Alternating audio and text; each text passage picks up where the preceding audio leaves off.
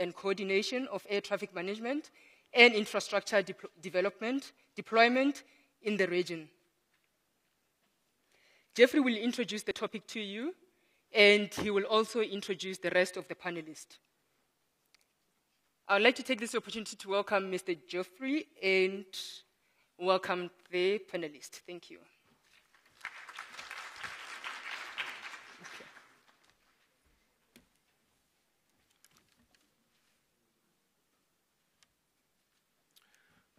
Good afternoon.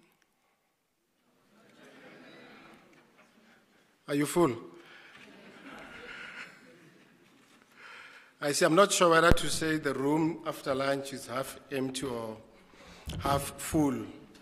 But whichever way you look at it, I believe that there are members that will be joining us shortly.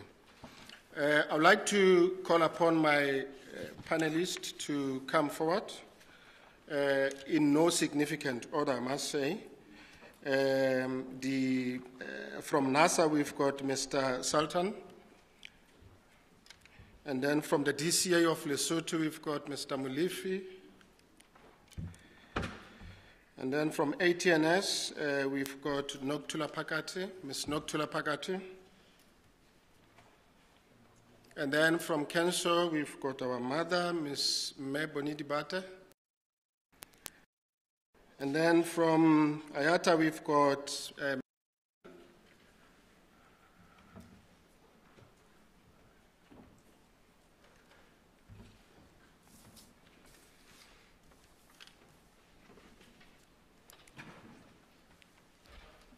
I need to show them where they sit.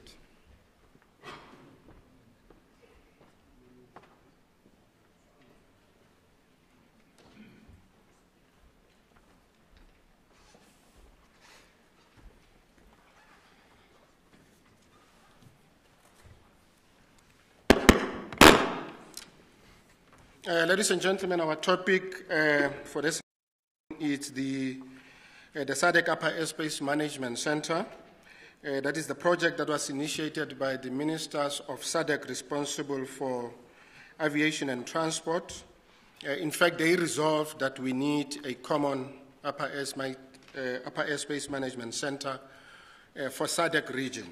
So it's not a topic that is under discussion. It's a resolution that was taken by the minister responsible.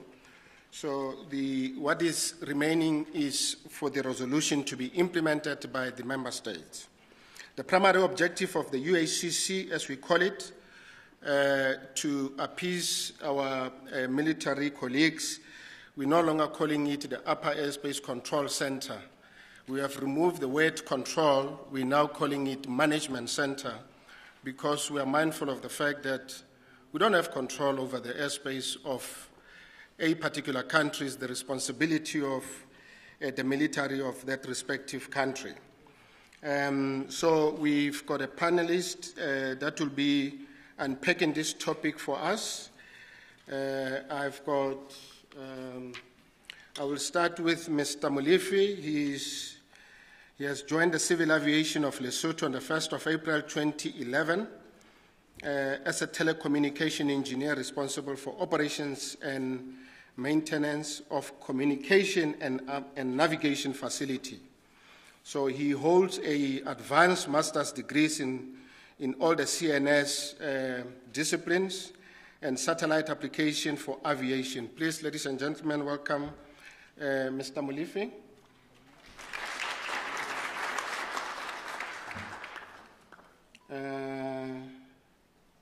Next to him is Ms. Nokuthula Phakathi. He's a professional engineer responsible for CNS ATM planning. She has around 10 years' experience in the communication, defense, and aviation industry. She represents South Africa at various international forums, that is including ICAO. Please welcome Ms. Phakathi. We've got the industry partner, that is SIDA. You must listen to this. He's a Boeing-trained aircraft performance engineer expert with 19 years experience in airline industry. He joined the Kenya Airways flight operation after graduating from the University of Nairobi He holds an MBA in leadership, and he's since published 2 articles on service quality in self-service technology environment at OR Tambo. You're welcome to search for those articles. I believe they are available if you want to read those. Please, ladies and gentlemen, let's welcome Sira.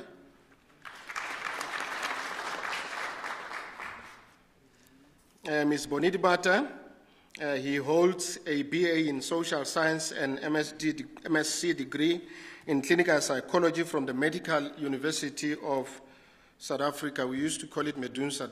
Do we still call it Medunsa? She obtained her top management program for public enterprises in South Africa, certificate at the National University of Singapore. She has recently obtained her diploma in international coaching from Newfield Network Boulder in the USA. She's currently the Regional Director, Africa Affairs at Kenso. Please welcome Ms. Bonidi Bata. Unfortunately, I did not receive the resume for Ms. Sultan, but he is from NASA. I would like you to introduce yourself, not in more than 1 minute, sir.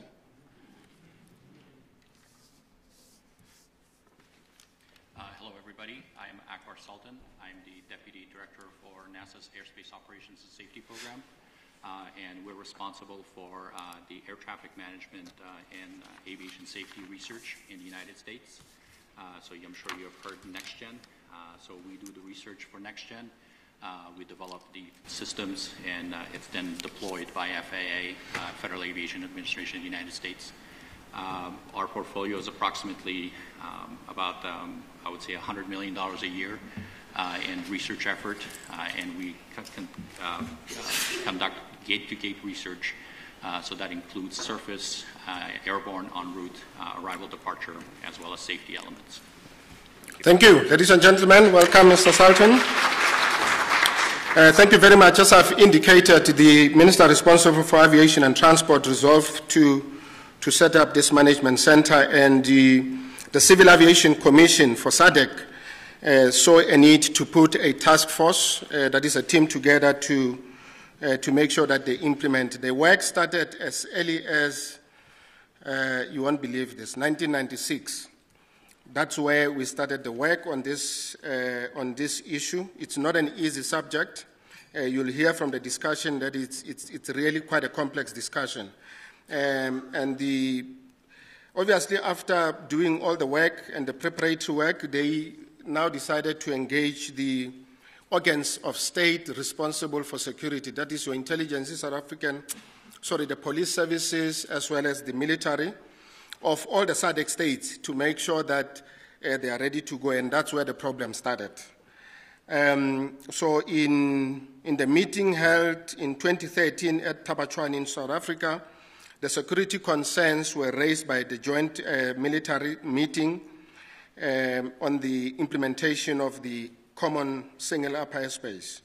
And they raised those 9 questions, and they gave them to the civil aviation community to go and address those questions. And we will hear as to what has transpired since then. So we said that the minister resolved, so there is a need that we need to have a single upper airspace management center. Can we please, over and above what the RD has shared with us this morning, I will start with my colleagues from the NSP. I'm not sure who will take this one. As to, can you share with us from the NSP point of view some of the benefits that you would realize out of this common upper airspace control center?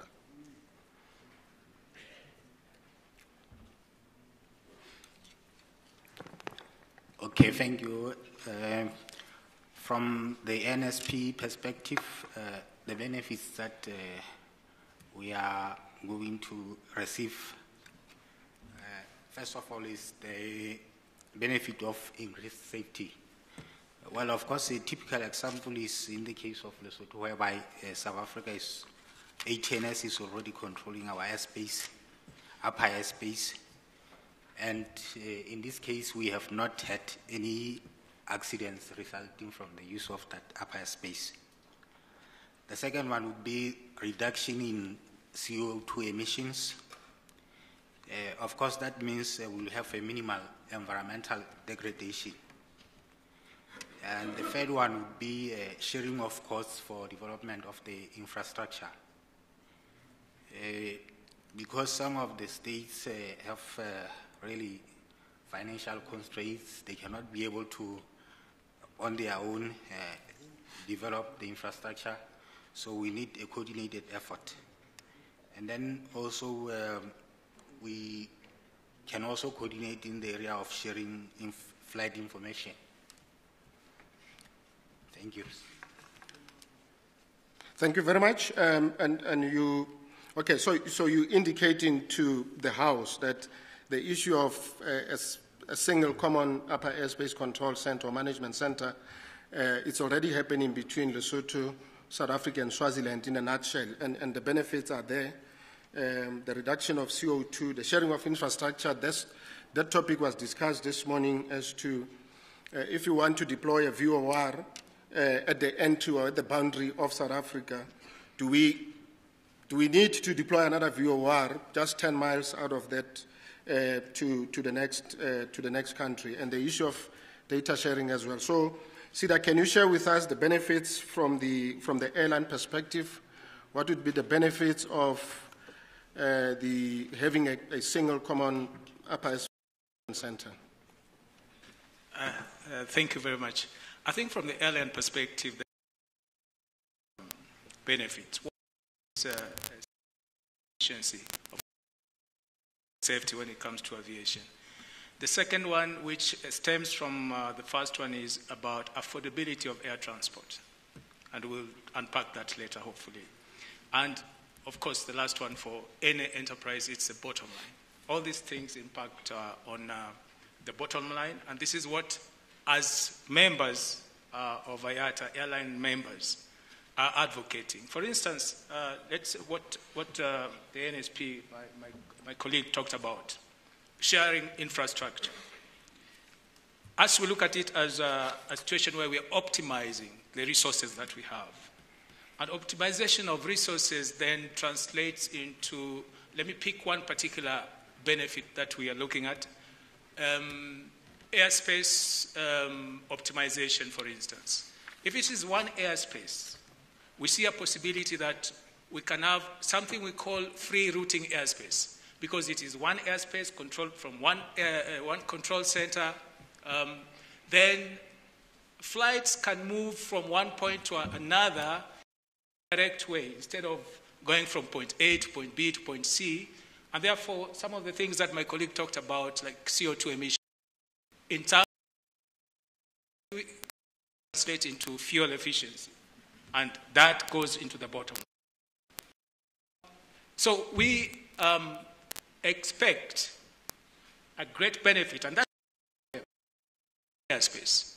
Let's open the skies. Let's have flights move from one point to another. That way, we will have huge savings in terms of time from point A to point B. I think there's a study that has been done somewhere that shows that just for 12 countries in Africa would save about $500 million in time savings just because of free routing and open skies. So the advantages are many, but maybe I'll leave the rest to my colleagues. Thank you. Okay, thank you very much. And you're saying at the end of the day, with all these benefits, the passenger will obviously pay less, because that's where it boils down to. So the passenger will pay less. So with all these benefits that we know, why is this taking long? What are the challenges? And Hlambe, Ms. Noktula, can you share with us why is this taking long? Thank you, Mr. Machoba, and good afternoon, everybody. Good afternoon. I know it's one of those boring sessions after lunch. You just had your desserts, but good afternoon.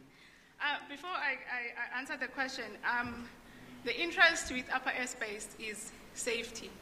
We're all talking about aviation safety. Yes, it reduces the cost.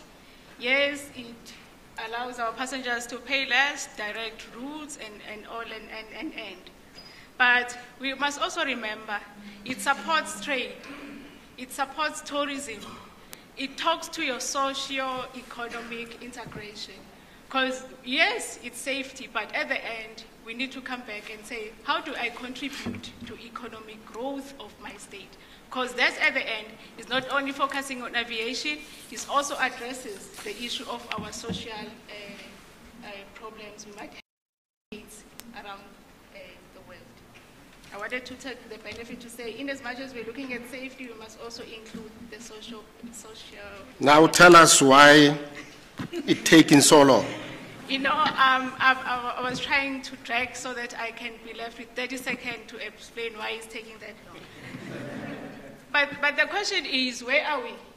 You gave that during the presentation to say we started in 1996, and by then Noktula was somewhere wearing whatever, and that project started, and even now we're still in the implementation stage. I must say it's been moving, but not at the pace we've been hoping it will do. The task force has been working hard. We had feasibility studies looking at the feasibility of implementing the upper airspace, and we also needed to cater for the lower space, because at the end, if I say I'm controlling Lesotho, they still have the lower airspace that they need to manage. So this study has been done, and it was seen that yes, it is feasible. We can go ahead at SADC with our upper airspace management, but why there is no movement? And I must say, my East African director, you know, when ICAO said South Africa 10% airspace, Angola 5% airspace, I'm just giving an example. That somehow is creating a challenge, because we are having a problem where the states are holding on to their airspaces. That has been said in the morning. For me, this is the main challenge with the upper airspace management. Because you look at your military, the military will come in and say, but if you look at the issues of security, the issues of cyber security, how can I allow another state to manage my airspace? That's been a challenge for us within the SADC region. And the other part is the political will. I'm not going to say much on that. I will allow my colleagues to expand and say what are the challenges. But the main challenge is the control and the power to hold on to your airspace. Okay. So this morning, I think, I'm not sure whether it's the RDO or the CEO, I think it's the CEO, he spoke about the flexible use of airspace that we have implemented in South Africa. So where we have kept the upper limit of the airspace for military use up to flight level 195. What is that? 19,500 feet. And we see that as a step in the right direction. What is it that KENSO is doing to make sure that other states within the SADC region could do that? Because once you do that, then the higher airspace, it will be open to civilian use. So can you share with us, Regional Director for KENSO Africa, as to what are you doing? Are there any efforts from KENSO side? Thank you very much, Jeff. I think just briefly, I don't know if everybody knows who KENSO is. We are an association of air navigation service providers. We ensure that our members, in fact, our members control the airspace. So we ensure that they work together, they work seamlessly, so that when an aircraft flies from one IFR to the other, the passenger cannot feel that. It's only the pilot and the air traffic controllers who can see that. Now, in terms of what we're doing, we have produced a lot of material which talks to issues like, for instance, for me, I'd like us to start, from the basics. And the basic is that within our, I think it has been said already that each country is interested in controlling its airspace for various reasons, which I'm not going to talk to, but mainly its security. No country is willing to have another country, in other words, ANSP controlling its airspace, because you're going to take over whatever. That's the reasons the politicians put on the table. So because of those reasons, that's why we are where we are. And for me, that's the basic we need to look at as countries and as neighbors, and that's the role that the SADCs, the EAC, the COMESAs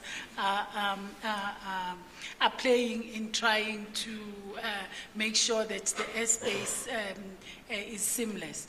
Now, coming to ensuring that the whole airspace, in other words, not globally, regionally, in other words, Africa is now at a level where it's supposed to be. And you'll see I'm not talking about SADC, because that's where my role is. My role is to ensure that the SADCs, the EACs, they are talking to each other, and so that we have one airspace.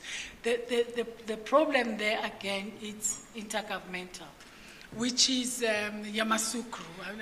I wasn't here in the morning. I'm not too sure how much the Yamoussoukro has been spoken about. That decision was taken many years ago, but it doesn't seem to be implemented. So those are the things we need to do. And that's the role which Kenzo tries to play, to try and influence at that level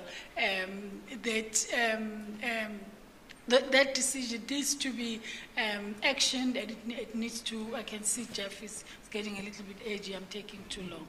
Okay, maybe... No.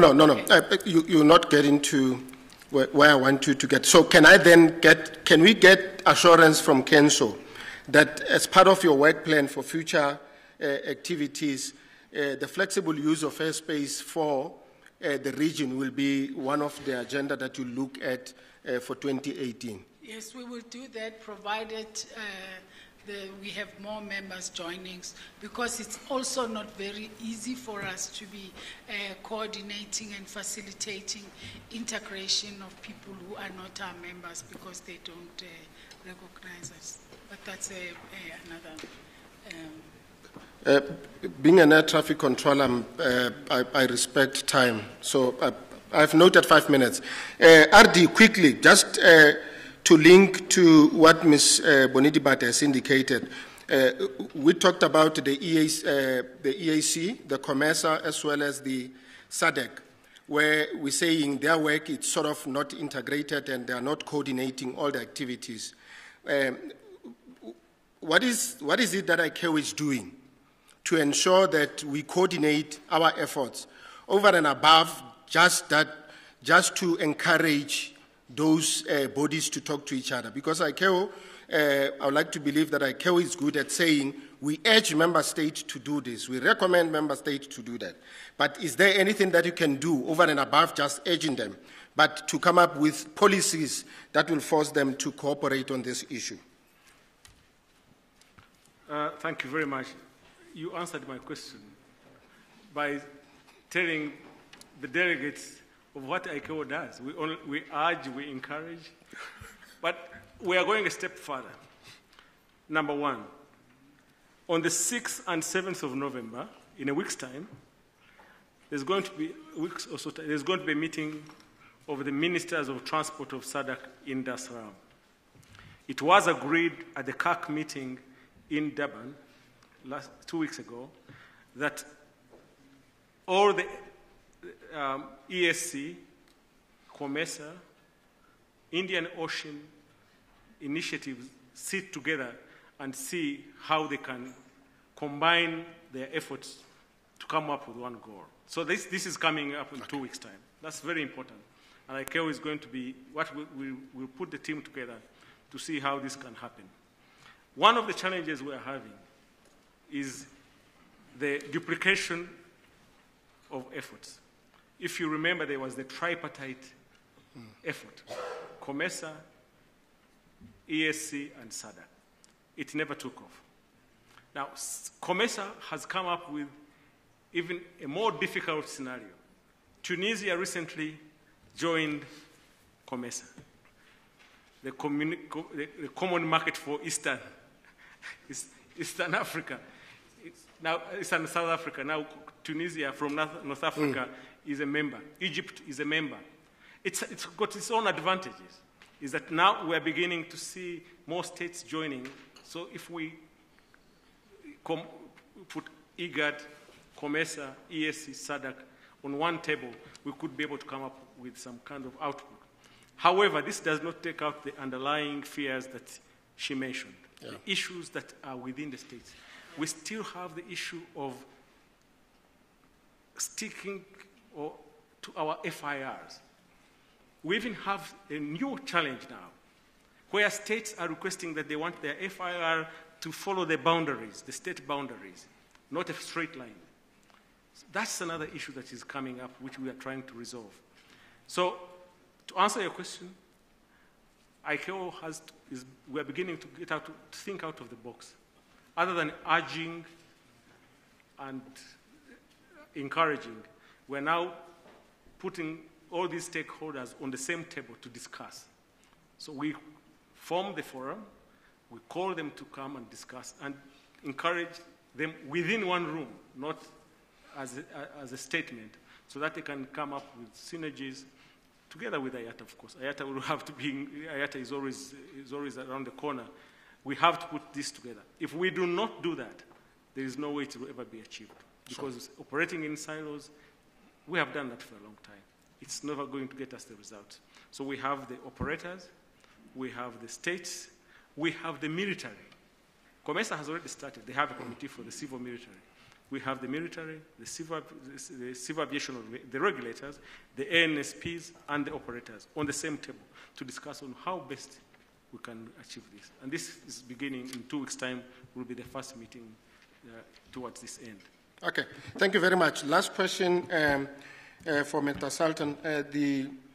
From the NASA point of view, we have heard about the space ADSB, and we're excited about that, especially within the region. We're hoping that it will move mountain. I'm not sure whether that's the case. But from your perspective, what is it that you can assist the Afrique region, or SADC to be specific, to be able to realize one of its challenges that have been mentioned here today?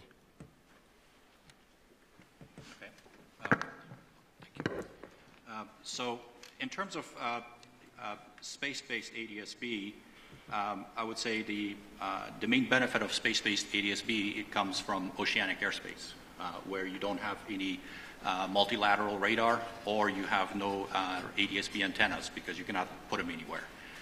So I would say for the African continent, your only benefits might be to utilize it, say, between your flows, between Africa, South Africa, as well as, say, Middle East or India or Asia, as the aircraft are transiting across the Indian Ocean. That's where the maximum benefit for a space-based ADSB would be. However, for the terrestrial overland transit across the continent, landmass, usually the standard ADSB, ground-based ADSB, is sufficient. Now, to sort of turn to your second part of the question on how that can be utilized to benefit your upper airspace management, let me just provide a brief background. So I heard all the challenges from my fellow panel members, and one thing I'll say is, despite how difficult it looks, it's doable. And an example would be I would just point out ourselves, the United States. United States is composed of 20 FIRs. We have 50,000 operations a day within those 20 FIRs. At any given moment in time, we have 5,000 aircraft in the system that are operating across the United States. Our ANSP, the 20 FIRs, also control most of the ocean too, Atlantic as well as the Pacific. And if you were to look at the landmass of the Earth, we're between 1/4 to 1/3 of the planet is under the Federal Aviation Administration ANSP control. So all of that is very complex. If you imagine, having 50,000 operations a day. So when it comes to upper airspace management, that's where we have our system command center, which is equivalent to your UACC. The biggest benefit is flow management and data sharing for safety. So I heard safety several times. The biggest, and I would say one of the challenges that I think you have is we say safety and we say efficiency, but I think with our stakeholders, we need to answer a second set of questions to say how. Like, how are we improving safety? And I think that will help you get buy-in from your stakeholders. So for instance, safety that we've improved in the United States is data sharing. Because now, if you have data available from multiple ANSPs, you can see what's going on within the system. You can do better strategic planning for weather management. You know where the thunderstorms are within the larger airspace. You can do better capacity management. I heard flexible airspace. These are the things that you're able to now utilize in a UACC environment. So now that brings us back to the radar data or the location data, which if it's not available through multilateral radar, you can now utilize ADSB to feed that information into your UACC. Great stuff. We obviously, Mr. Sultan is here for those who want to interact with him, and especially the team that are working on this project from the SADC point of view. I think definitely will be able to benefit from your experience in the US. Thank you very much. I need to apologize for taking 5 minutes more of the time that was allocated to this panel. Please, ladies and gentlemen, join me to thank the panelists for the contribution and the good work that they did.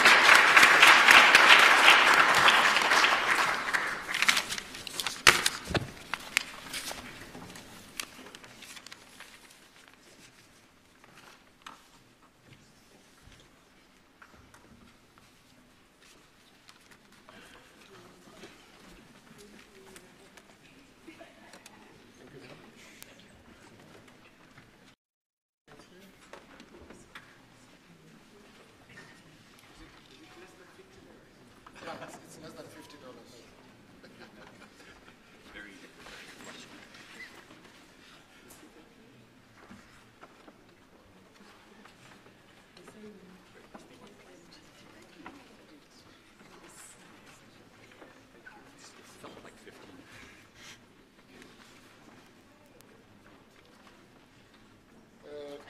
We just want to assure you that this has been audited by KPMG.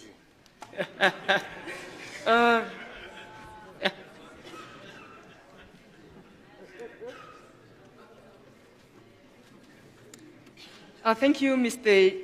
Geoffrey Machoba, for moderating yet another insightful and robust discussion.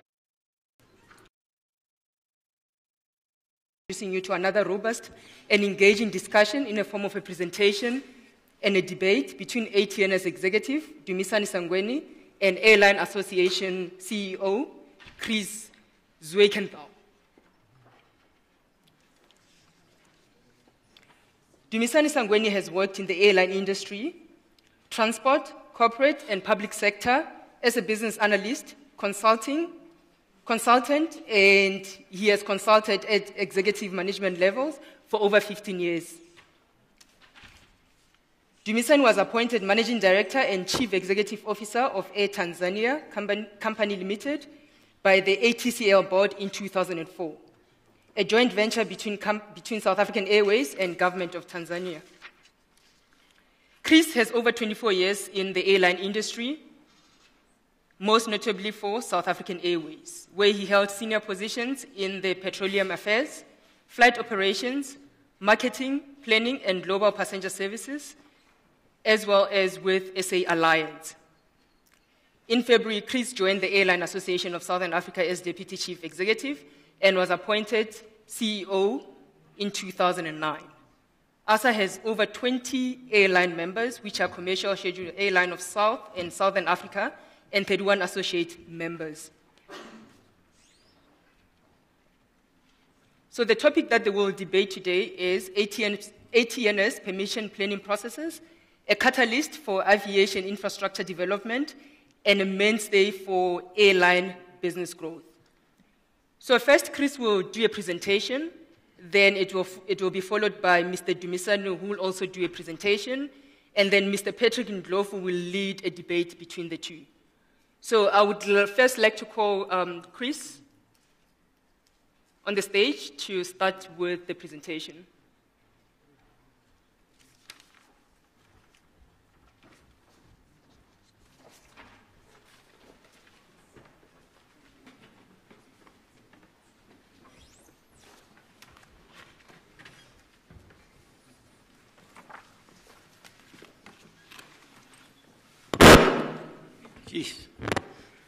Good afternoon, ladies and gentlemen. Thank you for the opportunity to speak to you and to engage in this debate with my colleague Dumi.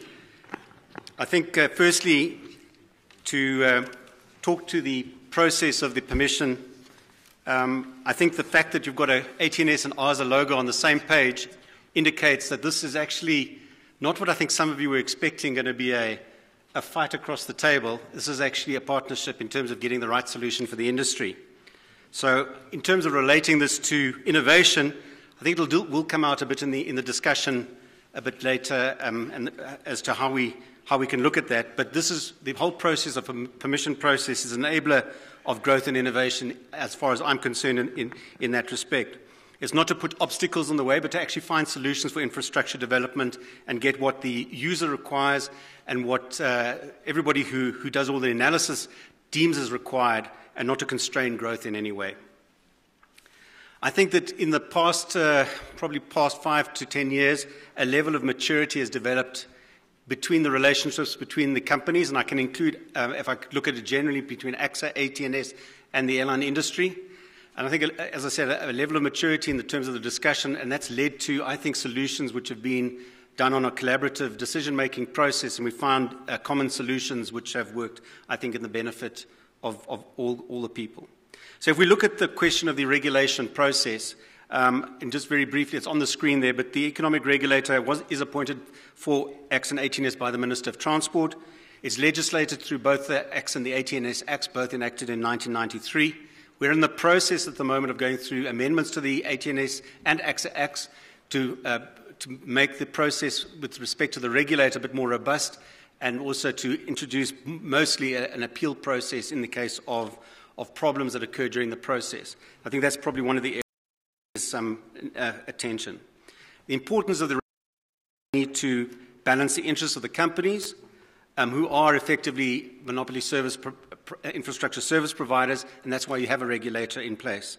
Obviously the users, and then the passengers and the customer. In the debate as to who actually represents the customer, the airlines would say they do. Probably ACTS and ATNS also have the same common customer. So the question really is, I don't think we've really solved that problem. We should all jointly take responsibility.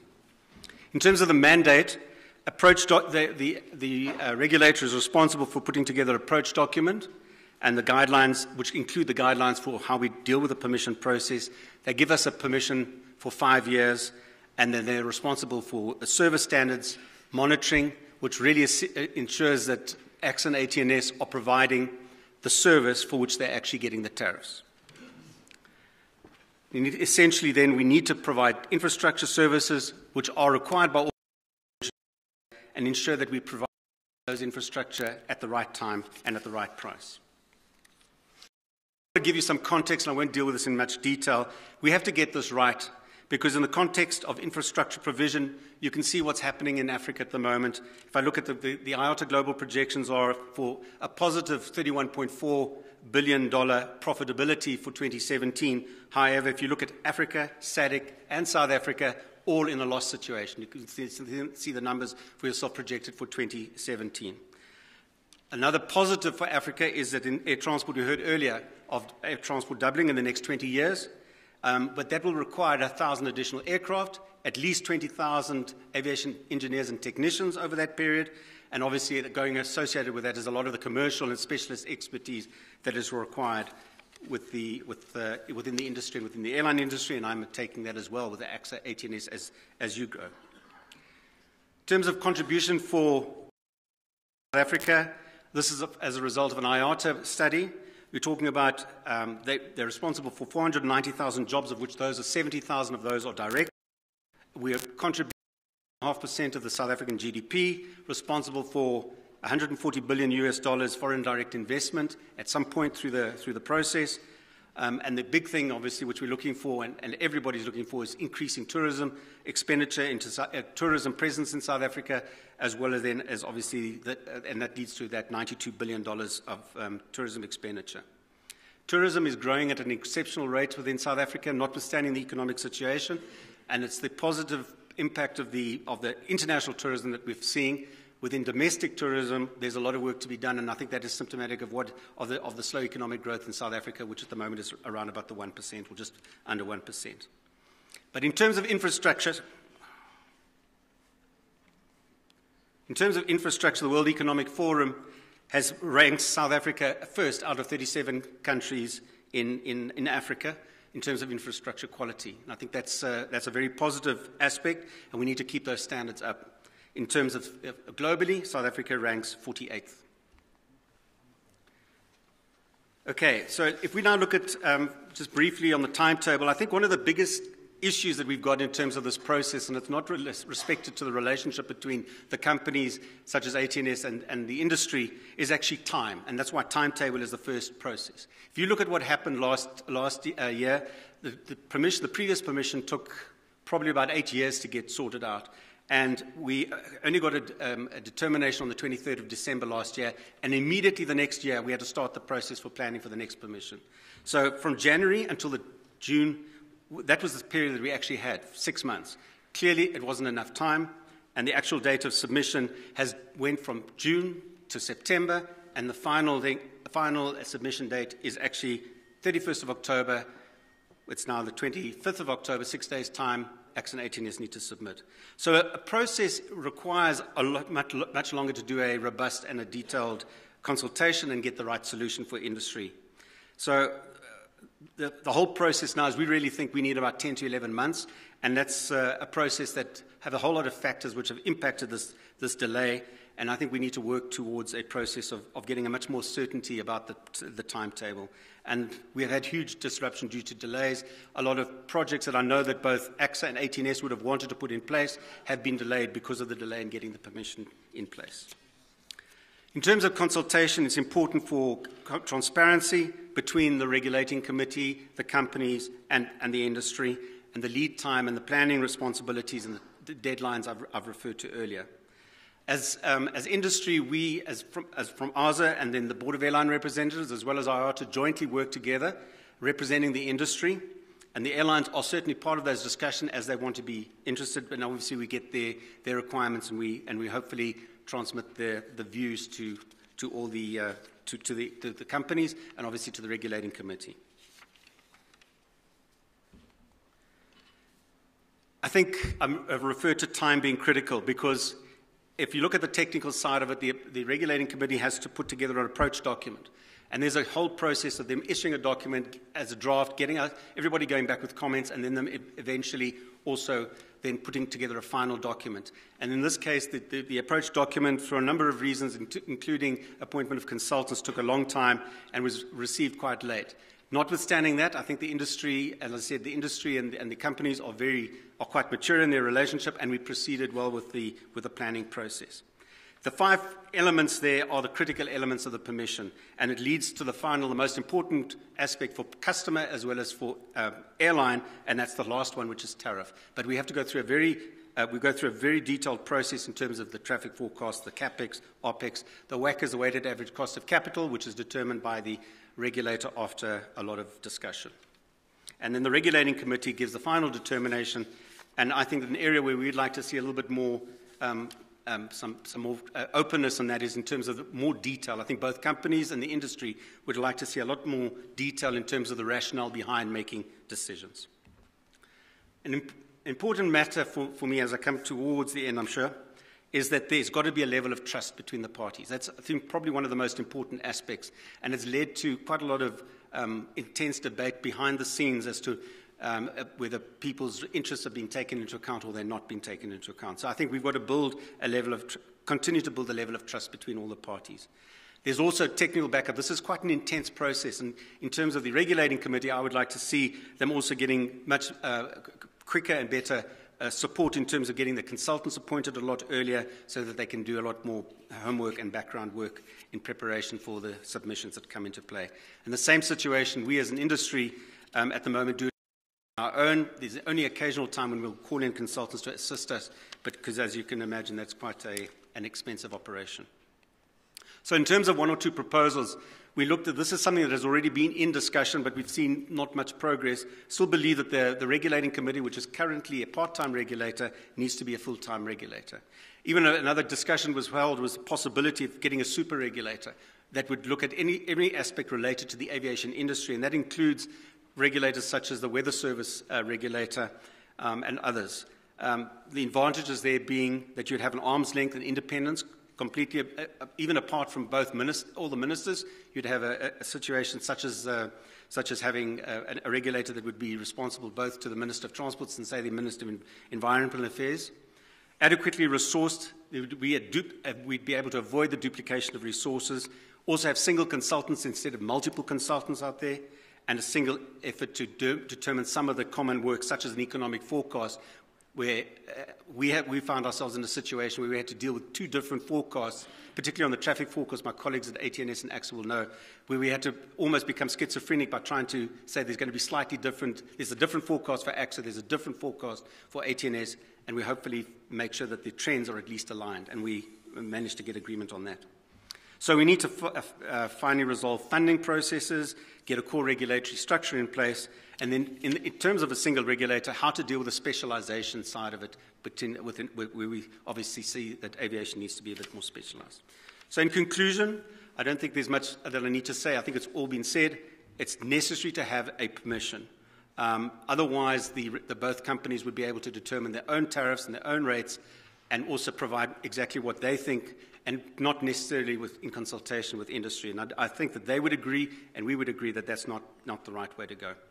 But we need time, and I've talked about a capacity squeeze. We need to be able to find ways to reduce the delays such that we don't have a situation where we have inability to provide infrastructure too late. In other words, that we get a lot of congestion at the airports. We need more certainty and predictability, and also from a tariff perspective, the later you leave it, the more you're going to spike in tariffs instead of being able to get that smooth transition, which is what the passenger wants to see when you see obviously increases coming through. So that's really what I think to leave it and to say. I think from an enabling perspective in innovation and development, which is the theme of this conference, this should be an enabler and not a hindrance. At the moment, I think some of our processes are a little bit hindering the process, but purely because of the time and the predictability side. Thank you very much.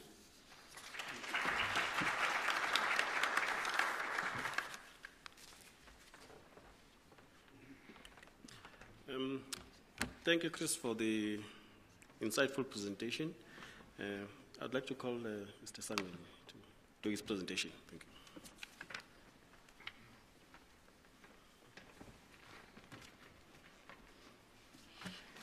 Thank you, Chris. Thank you, moderator. For those who know my normal voice, I may sound like a bit of a smurf today. It's because I have a bit of a sinusitis condition. Please bear with me. As Chris has highlighted here, we decided to broaden the topic a bit and talk about the regulatory framework and broader process that governs the permission application process. And he started with that and also looked at it from the industry point of view. My job is to look at it from an ATNS point of view and understand what level of detail and work goes into planning and executing a permission application as we are in right now. I will in fact use the current permission application process 2018-2023 as a demonstration of that. And some of these slides have been used in presentations to our internal stakeholders and external stakeholders from the beginning of the year. We'll look at it And by the way, this applies also to AXA. AXA's permission application runs synonymously and in sync with ours. Of course, they would probably have differing approaches in terms of planning and executing theirs. We look at external processes for this permission period. We'll also look at the internal processes and also examine what we term or call the modular approach to permission planning execution. And then I'll cover some of the governance structure and project management techniques that we use, and also cover some of the models, such as the future operating environment and traffic forecasting models that we use. As Chris has highlighted, we're governed by the Act, and the company is expected to apply to the regulating committee for the issuing of a new permission in the third year of the permission. We are in that period right now, and a permission or a notice to issue a permission was given by the regulator late last year. It was December, in fact, towards the end of December, which rallied us then into organizing ourselves. Internally at ATNS, we have a governance structure and a directive that drives the permission, so that was invoked and is governed by a permission program management process, and this was kicked off when the final or draft approach document was released early in the year. If you look at what the regulating committee, sorry, the slide could be a bit busy there, but if you look at what the regulating committee issued, if you were to put it sequentially in this illustration here, you would then begin to see the level of activity that needed to take place from the point at which the release of the draft approach document happened in February, running through some of the critical areas that needed to be concluded. Industry comments, finalization of the approach document in April, and application of permission submissions. Now, initially, as Chris said, the permission was called to be submitted no later than June 2017. This was going to be a tough order or tough ask as we all looked at it both from the industry point of view and service provider ourselves and AXA. As we stand today, this has shifted to the right, and as Chris says, the first deadline was set at September, end of September, and now we're looking at it at a submission around October, end of this month, up until we go for final gazetting and new tariffs are issued in March of 2018. If we go back into the ATNS internal process, as I said, we are governed by our management directives. We have a procedure that we follow, and that entails registering the permission application process as a program in the project office of the organization. And we establish various committees. There's a permission planning committee that's at an executive level, and then we have the modular manager subcommittees that operates at a senior manager level. All this attempting to align internal and external processes to meet the deadline of application. If we were to put it into a graphical illustration, the modular approach basically looks at the various components of what makes up the permission, starting with what we term front-end modules, which would be your traffic forecast, your macro, and future operating environment. These are the ones that set the course for the other core modules that will eventually drive the financial plan. So by illustration, your traffic forecast is critical to understanding what demand for air traffic services are going to be. That drives is driven by passenger numbers, which ultimately drives for us what's important, air traffic movement, which ultimately determines things like sector configuration. Your macroeconomic model determines pricing parameters, inflation, weighted average cost of capital, as Chris alluded to.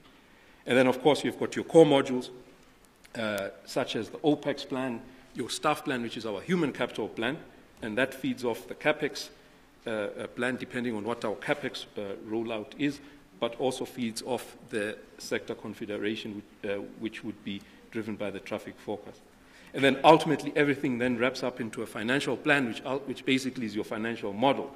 Financial model, traffic numbers, traffic forecast, driving ATMs would drive revenues, And then your expenditure is driven by your other modules, such as human capital, maintenance plan, OPEX plan, and that combines to give you a bottom line. And we sit and huddle and haggle with the users to determine what the required return on capital or return on equity should be, which then sets your tariffs. So ultimately, we're doing all this to drive and set draft tariffs that must be agreed and then approved. If we look at our governance structure that we use to approve the various modules that I've talked about, following being an SOC and following PFMA requirements, and given the amounts of monies and decision and importance of decisions that are made here, we have to, in this case, have approval of the application at a board level. So it will start at a modular level. It goes into their various committees there, where the modules are worked. The Permission Planning Committee is more of an executive forum, which will deliberate and assess before handing over to board committees and the board for final approval of the application. So you can imagine what Chris was talking about. You've got about 6 different modules that need to go through an approval process in about 6 months. The time frames were basically unattainable, hence the shift, unattainable, hence the shift to the right. If we look at our governance structure of the program, this program itself is usually run by an executive or sponsor, or what we call a sponsor. In this case, the CFO of our company, as per the directive, is the sponsor of the permission application process. We've got a program manager who program manages the various modules, and the various module managers who sit in the various line functions in the company, and it all comes together into a project team.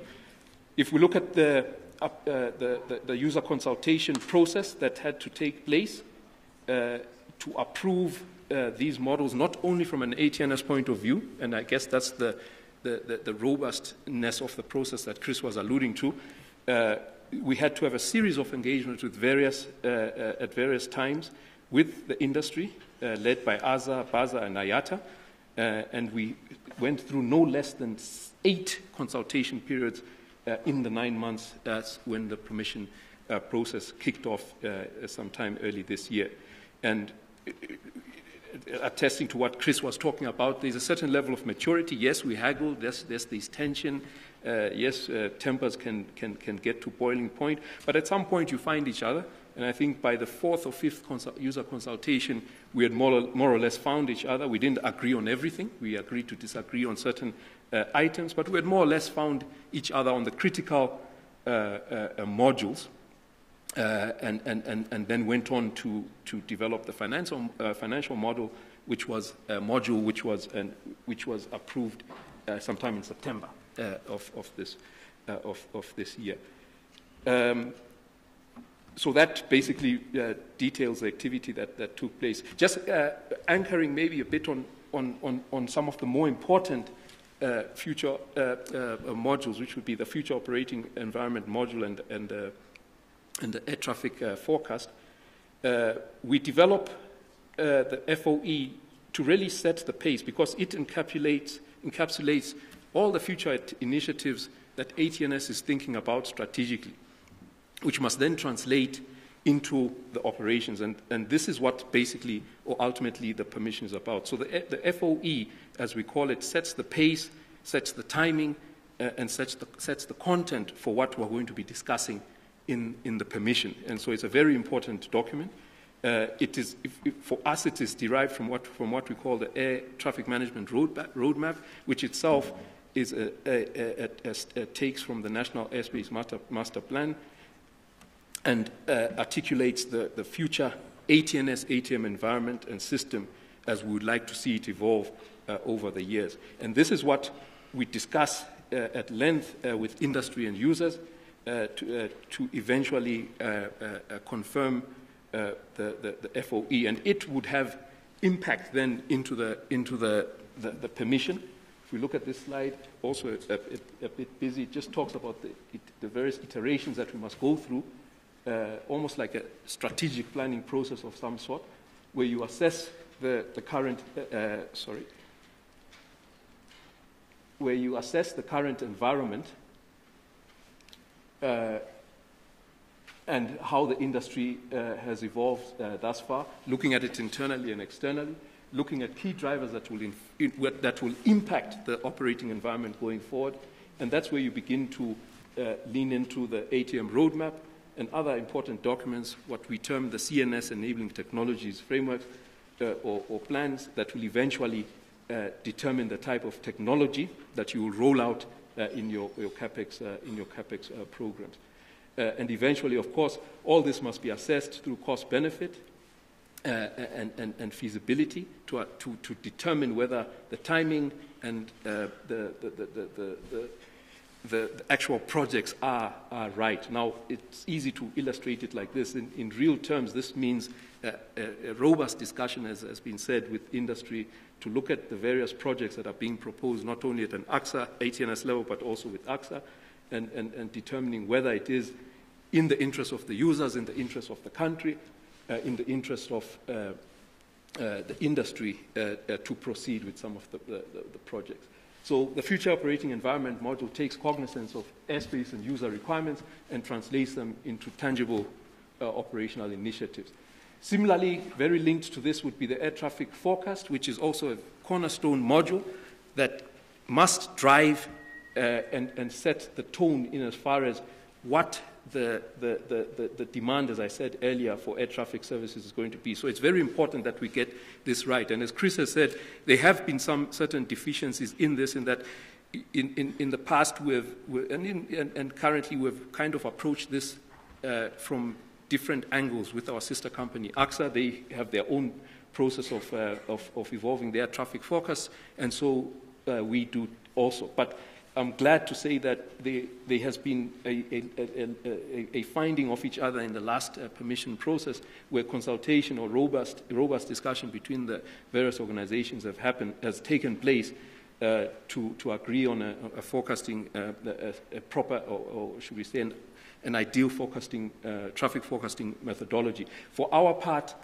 in the past, we focused more on the macroeconomic variables that drive traffic, your GDP and other indicators such as oil prices and inflation, almost doing looking at trend-like analysis and adjusted for seasonality and other effects, and never really took into consideration airline industry drivers, such as fleet and network decisions that are taken by the key players in this industry, which are the airlines and other operators.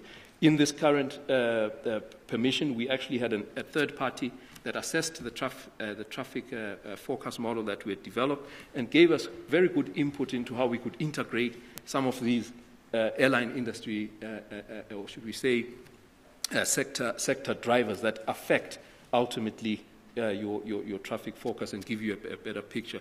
We consulted this with the industry, we consulted it with our sister company AXA, and I think it's safe to say that we came to a very aligned position after that. So I'm covering this because I felt it's the more relevant modules or models as far as this topic is concerned, but clearly there's much more behind the permission application process and the various modules that I've talked about that have to be developed throughout the application process. And as Chris has said, I think ultimately the issue is time, and we need to be afforded proper time to plan, to assess, and to be able to link this to the programs, whether it's CapEx, whether it's your human capital rollout that we would be implementing in the permission when it gets approved. One of the things that we did discuss with the industry in this permission was that going forward, we will try and keep modules such as the traffic forecasting model and the future operating environment live and relevant by rigorous consultation, even once the permission application is approved sometime next year, so that by the time we get to the next permission application process, we're not starting from scratch, but we've got traction, but also are able to advise and brief one another of developments and changes in the industry in between permission and how that would affect issues such as CapEx delivery or our human capital plan and other core modules that drive ultimately the organization. I'll end there, ladies and gentlemen. I hope this has, both presentations have given you an insight into company processes, but also a broader view. Thank you.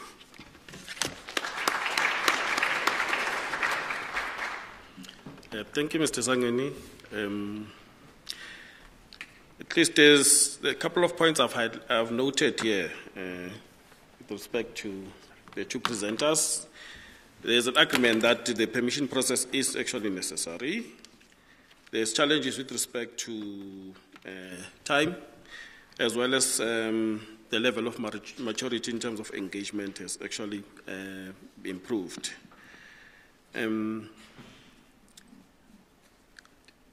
Rafael, do you still have enough time? Are we fine?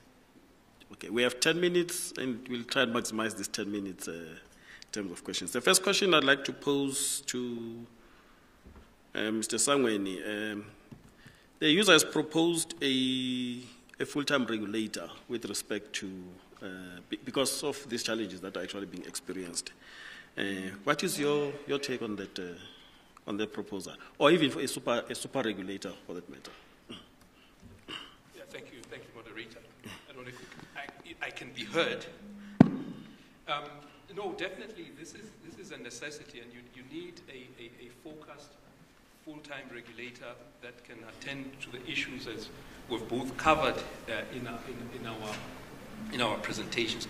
Because in between presentations, in between permission applications, there's a lot of work that needs to be done in terms of monitoring current permissions as they unfold, but also planning and preparing for the next permission. And we've found that, all due respect to our shareholder, who does a good job in trying to keep the regulator, our current economic regulator, capacitated, at the end of the day, it is a part-time function. The regulating committee members are not full-time, and to assemble, to resource, and to keep them going can be sometimes a challenge. Having said that, the single transport economic regulator as proposed is actually an initiative of the Department of Transport, our shareholder, and it's not only looking at a single economic regulator in the aviation space, specifically where we operate with AXA, but also in other modes such as rail, and so on and so forth.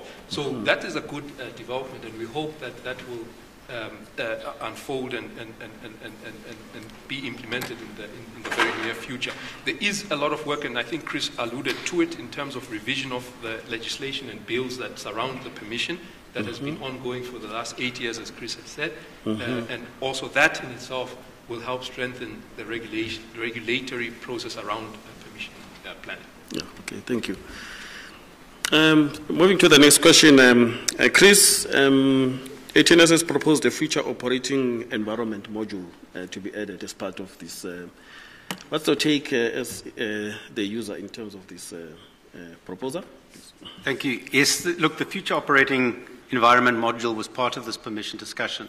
In fact, HNS put together a proposal initially and then revised it, which actually I think was an improvement on the previous module.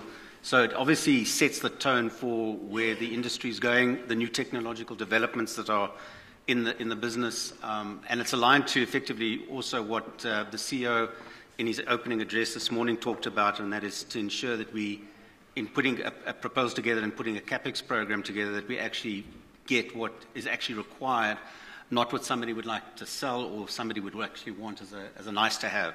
So from that perspective, I think the future operating environment sets the tone for what should appear in the CapEx program, and therefore also supported by the OPEX, the operating expenditure budget. Okay, thank you. Now, this permission process is actually about the tariff that is to be applied to the users. One of the most difficult things being actually handled within this process is striking the balance between the tariff that is sufficient enough to actually grow and maintain and evolve the air navigation infrastructure while keeping airlines away from going under, belly up. Your views in terms of how this balance is struck, because that's the ultimate objective of this process. Yeah, I think that's probably the biggest debate that always takes place in this discussion. Yeah. Clearly, in terms of the legislation, both companies are entitled to recover a return, a reasonably, how do they say it in the legislation, a reasonable return, a reasonable commercial return. So the process and the financial models of both the companies are set up in such a way that you have a certain return on capital that you can actually achieve. And that's where this weighted average cost of capital comes into the process, because, and that was actually the last item that the companies were both waiting for. Yes. And in fact, even though your permission is due to be submitted on the 31st of October, my understanding is that both companies are still to receive it, and they're due to receive it tomorrow. So they've got 4 days to get all that revised calculations done if they change. So, but clearly the balance between that, and that's something we look at. Yeah. When we look at when the capex comes in, the opex comes in, and you put it into the financial model, affordability is a huge issue. Exactly. Because we saw, as I presented earlier, the aggregated loss. There's an aggregated loss of industry within Africa, within SADC, and within South Africa. Yes. And so it's very important to ensure that we don't have the spikes and we don't have huge increases. At the same time, also sometimes decreases, huge decreases can be disruptive, so you want to try and have a smooth increase. And we're hopeful, I think, what we've seen that this time around, what will be submitted is around a CPI-related increase. So I think, and I think it may be slightly less than the CPI, if I'm not mistaken, but it's actually, it's within reason. So, yeah, the balance is definitely a necessity. Yeah, thank you. Okay. Mr. Sangweni, your comments? Yeah, and then I will open to the floor for two questions, and then we'll close. Yeah, I think Chris has said it all, and part of why we're not debating as the topic called for is because I think we've exhausted the debating in the last few months. Yes. Being at each other. And as he said, although it could get tense at certain points, but in a mature fashion. And I think one of the reasons the FOE is critical is because it sets the principles and the parameters through which we want to operate, both from efficiency, technology, perspectives, and others. And then the debates in the other modules, as he said, such as CapEx and human capital, become easier. But of course, there must still be a discussion and true to the industry, both ASA, IATA, and BASA. They took us to task on a lot of what we're proposing in the CapEx modules.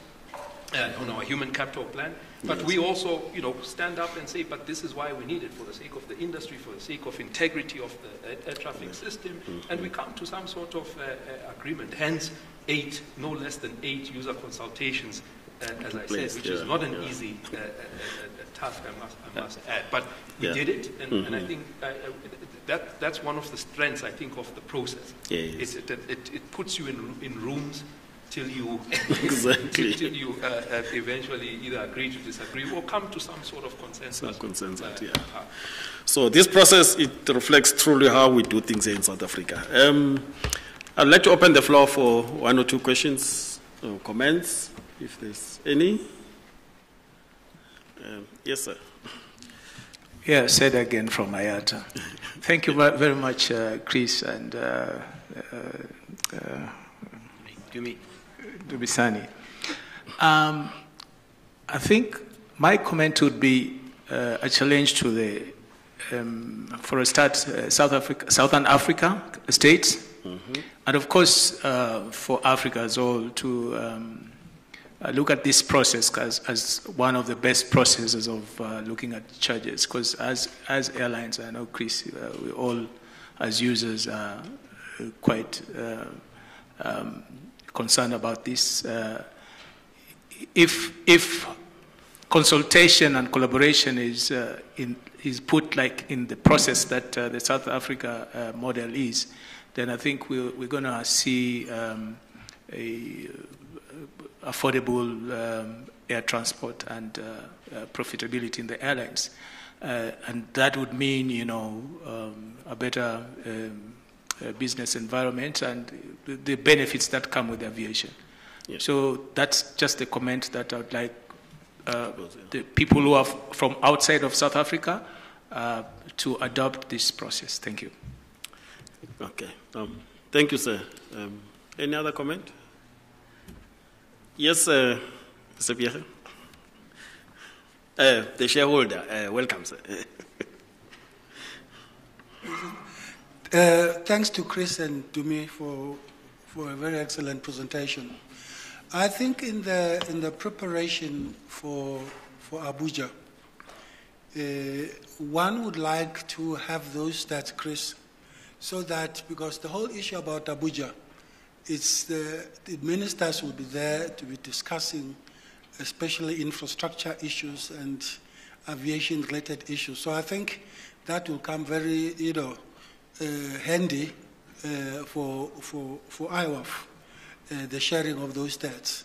Again, still on that, from an ASA point of view, if again that could be shared with AFRA, so that at least they can learn from what is happening within other regions. Again, I'd like to support what Ayata has just said. Now to Dumi, one of the biggest challenges, now I'm talking aviation, it's forecasting and planning. You have seen what has happened, airports forecasting 10 million passengers only to end up with 100 passengers. You have seen ANSPs. I think earlier it was mentioned that countries that are just 10 kilometers from each other, they'll be looking for radars and to say, why can't we share? So I think what it's very important again is to share this information amongst the African ANSPs so that we can harness this growth as a way of moving forward and improving our aviation infrastructure in the continent. Merci beaucoup. Thank you. Okay, we are out of time, but I would like to express a word of thanks to our panelists for the mature and handling of this debate, as it is called. But thanks a lot again. The challenge now is to spread the word throughout the continent for the benefit of all of Africa. Thank you.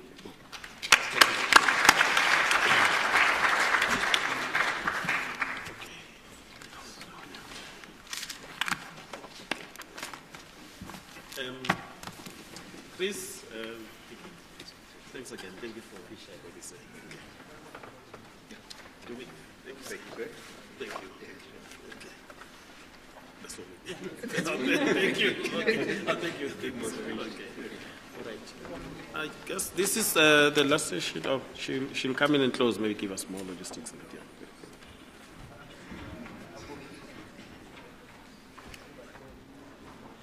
Thank you very much, Chris, Dumisani, and Patrick, for the presentation and discussion. I know we did go a little bit over time, but I thought the debate was very insightful, and thank you very much for your patience. I would now like to call Mr. Philip Bushielo, who will be doing the closing remarks for us.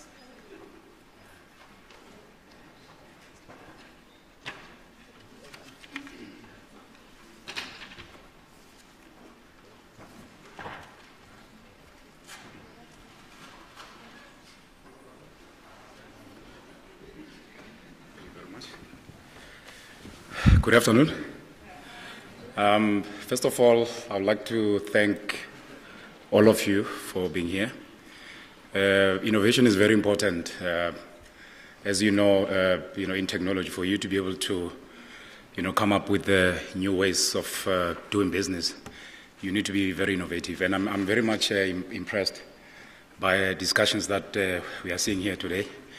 And I'm hoping that all of you enjoyed yourself. And thank you very much for coming.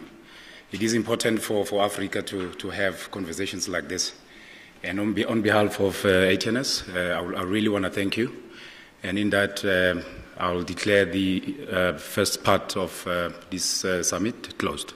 Thank you very much.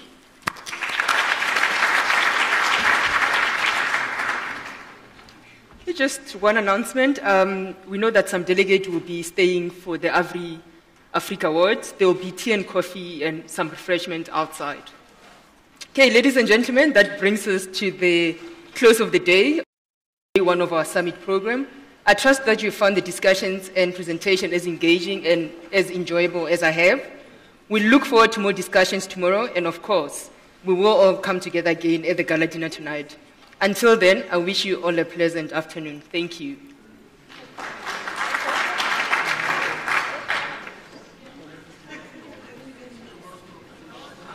Okay, no.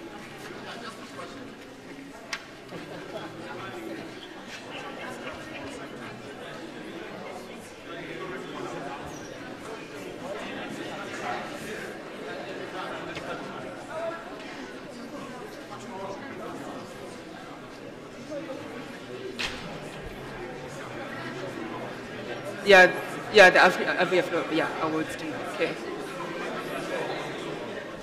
Okay, just for tomorrow's program, it's gonna start the same time. So, looking forward to see all of you tomorrow.